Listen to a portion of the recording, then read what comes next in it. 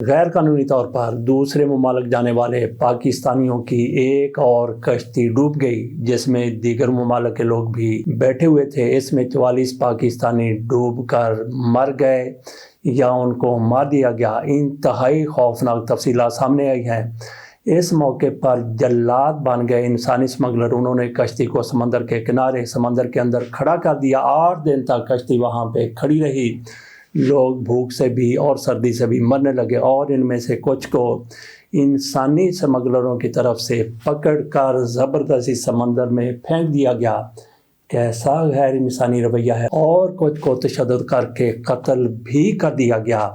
تو آپ کے سامنے کیوں نہ ایک تفصیل رکھ دیں اس حادثے کی اور اس سے قبل ہونے والے حادثات کی، جس میں سمندر میں ڈوب کر کئی پاکستانی مارے جا چکے ہیں۔ افریقی ملک موریتانیہ سے غیر قانونی طور پر اسپین جانے والوں کی کشتی کو حادثہ پیش آیا، جس کے نتیجے میں 44 پاکستانیوں سمیت 50 تارکین وطن ہلاک ہو گئے۔ 86 تارکین وطن کی کشتی 2 جنوری کو موریتانیہ سے روانہ ہوئی۔ مراکشی حکام کے مطابق کشتی میں کل 66 پاکستانی سوار تھے۔ کشتی حادثے میں 36 افراد کو بچا لیا گیا۔ انسانی حقوق کی تنظیم کے مطابق 12 جنوری کو اسپین میں ٹائم ریسکیو کو کشتی کی گمشدگی سے آگاہ کر دیا گیا تھا۔ کشتی حادثے میں جاں بحق 44 پاکستانیوں میں سے 12 نوجوان گجرات کے رہائشی تھے۔ اہل خانہ کے مطابق 12 نوجوان 4 ماہ قبل یورپ کے لیے روانہ ہوئے تھے۔ حادثے کے حوالے سے انتہائی خوفناک تفصیلات سامنے آئی ہیں۔ ایسی تفصیلات ہیں جس سے لگتا ہے کہ انسانی اسمگلر انسان نہیں رہے بلکہ وہ جلاد بن گئے۔ انسانی اسمگلروں نے مزید پیسوں کا مطالبہ کیا اور 8 روز تک کشتی سمندر میں ہی کھڑی رکھی گئی۔ ان نوجوانوں کو موریتانیہ میں کسی سیف ہاؤس میں پہلے رکھا گیا تھا۔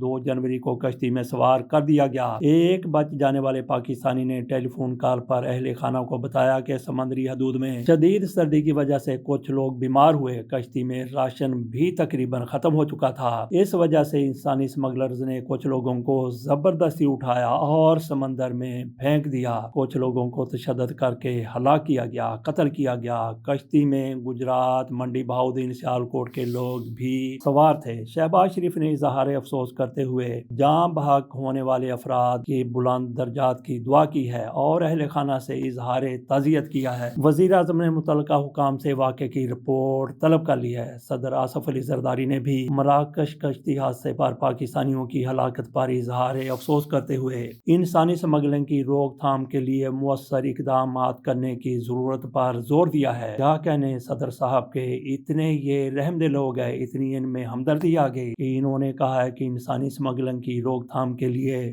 مؤثر اقدامات کیے جائیں۔ ترجمان دفتر خارجہ نے کشتی حادثے پر کہا ہے کہ زندہ بچ جانے والے افراد دخیلہ کے قریب ایک کیمپ میں پہنچا دیے گئے ہیں۔ رباط میں ہمارا سفارت خانہ مقامی حکام کے ساتھ رابطے میں ہے۔ سفارت خانے کی ایک ٹیم کو دخیلہ روانہ کر دیا گیا ہے۔ وزارت خارجہ میں کرائسس مینجمنٹ یونٹ کو فعال کر دیا گیا ہے۔ وزارت خارجہ نے متعلقہ اداروں کو متاثرہ پاکستانیوں کو سہولت فراہم کرنے کی ہدایت کی ہے۔ گجرات کے 12 نوجوانوں میں سے 6 کا پتہ چل گیا ہے جن کا تعلق نواحی گاؤں جوڑا، کرنانا اور ڈھولا سے تھا، جن میں ریحان اسلم، علی رضا چودھری، عاقب جانی مہر، ابوبکر جوڑا، عمر فاروق چودھری، عاطف ڈھولا شامل ہیں۔ تھوڑا سا پیچھے چلتے ہیں۔ پہلے بھی ایسے واقعات ہو چکے ہیں۔ تازہ ترین واقعہ جو اس سے پہلے ہوا تھا وہ 2 جنوری 2025 کو ہی ہوا تھا۔ اسی مہینے کی 2 تاریخ کو اسپین جانے والی ایک کشتی مراکش کے ساحل کے قریب حادثے کا شکار ہوئی۔ اس کشتی میں 86 افراد سوار تھے جن میں سے 66 پاکستانی شامل تھے۔ اس حادثے میں 50 افراد جاں بحق ہوئے جن میں 44 پاکستانی شہری تھے۔ بچ جانے والے افراد کو مراکش کے شہر داخلہ کے قریب ایک کیمپ میں منتقل کیا گیا۔ پاکستانی سفارت خانے مقامی حکام کے ساتھ رابطے میں رہے اور پاکستانیوں کی مدد کے اب بھی اقدامات کر رہے ہیں۔ اب تھوڑا اور بھی پیچھے چلتے ہیں، 2023 میں چلے جاتے ہیں۔ 1 جون 2023 کو یونانی ساحل کے قریب بحیرہ روم میں کشتی ڈوبنے سے 300 پاکستانی جاں بحق ہوئے تھے۔ قبل ازیں 2 ستمبر 2020 کو لیبیا کے قریب بھی ایسے ہی کشتی کے حادثے میں 74 پاکستانی مارے گئے تھے۔ یہ تو ہم نے چند سمندر میں ڈوب کر مرنے والوں کی بات کی ہے۔ تو یہ آپ کے سامنے ہم نے تفصیل رکھی کہ کس طرح سے پاکستانی سمندر میں گر کر، سمندر میں ڈوب کر کشتیوں میں جانے والے مارے جاتے ہیں۔ صرف انہی پر موقوف نہیں ہے، صرف یہی لوگ نہیں ہیں جو سمندر میں ڈوب کر مارے جاتے ہیں، ڈنکی کے ذریعے جانے کی کوشش کرتے ہیں، غیر قانونی ذرائع سے جانے کی کوشش کرتے ہیں، انسانی اسمگلر اپنی دہاڑی لگا لیتے ہیں، لاکھوں کی کروڑوں کی دہاڑی لگاتے ہیں۔ یہ لوگ صرف سمندر میں ڈوب کر ہی نہیں مرتے بلکہ ان کو خشکی کے راستے جب دوسرے ممالک میں پہنچانے کی کوشش کی جاتی ہے، 1 ملک 2 ملک 3 ملک 4 5 6 ممالک سے ان کو گزارا جاتا ہے۔ ایک تو موسم کی سختی بے رحمی ان لوگوں کو لے بیٹھتی ہے، بیماریاں بھی ہیں اور دشوار گزار راستے اپنی جگہ پر ہیں۔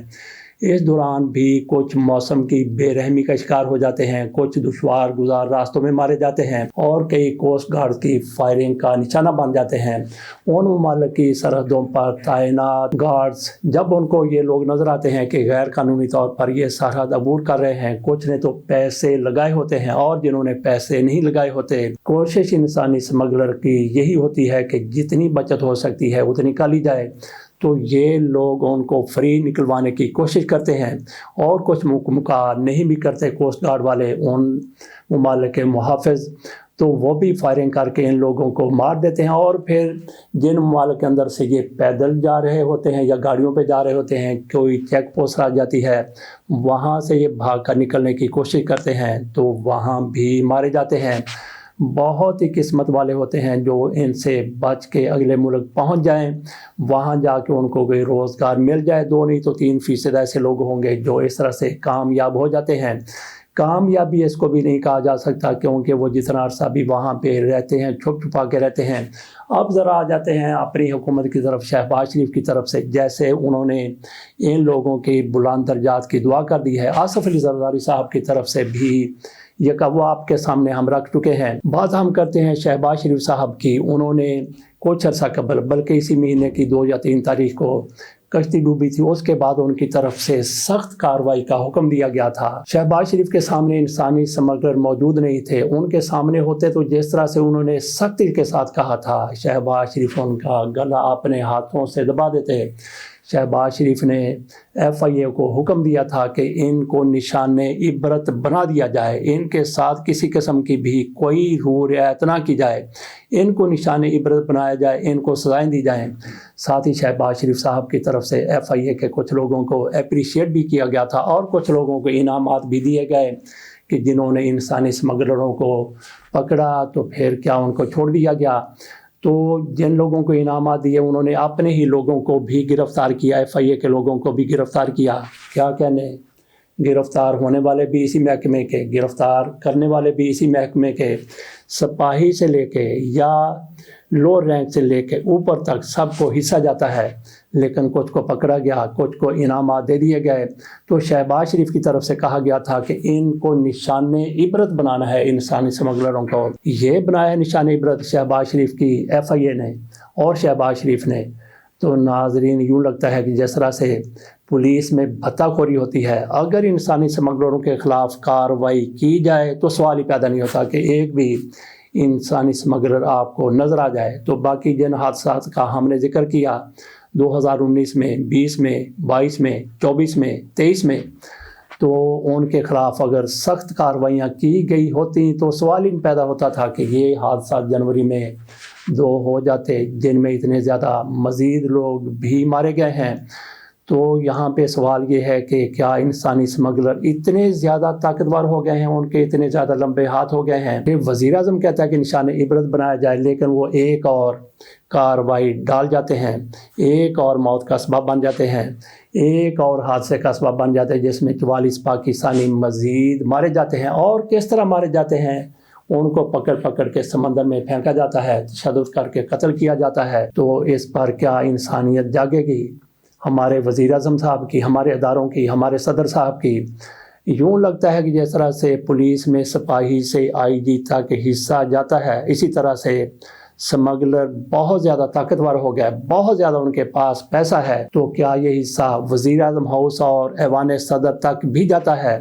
تو ناظرین، یہ اس لیے کہا گیا ہے کہ آپ کہتے ہیں کہ ان کے خلاف تعذیبی نہیں بلکہ ایسی کارروائی کہ یہ عبرت کا نشان بن جائے، لیکن پھر بھی وہ دندناتے پھرتے ہیں۔ آج کے حادثے پر جناب شہباز شریف صاحب کی طرف سے بلندی درجات کی دعا کی گئی ہے، تو دعا کس نے کرنی ہے؟ ایک بار پھر ادارے جوش میں آئیں گے، بہت بڑے بڑے بیانات دیں گے، صدر بھی، وزیر اعظم بھی، دیگر بھی، وزیر بھی اور ایف آئی اے والے بھی، لیکن چند دن کے بعد ابال ختم ہو جائے گا اور ایک حادثہ خدا نہ خواستہ پھر ہوتا ہوا نظر آئے گا۔ تو اس کے متعلق اس بارے میں کیا کیا جا سکتا ہے؟ ناظرین، یہ آپ بتائیے کہ انسانی سمگلروں کا، ان کے سرپرستوں کا کیا حال ہونا چاہیے، کیا انجام ہونا چاہیے؟ سرپرستوں میں کون کون آ جاتے ہیں؟ وہ بھی جن تک سمگلر اپنا حصہ پہنچاتے ہیں، اور وہ ہم نے اشارہ کر دیا ہے کہ کہاں کہاں تک ان کا حصہ پہنچتا ہے۔ تو پھر مسلمان آخر پہ یہی کہہ دیتے ہیں کہ اللہ ان سے نمٹے۔ اجازت دیجیے، اللہ حافظ۔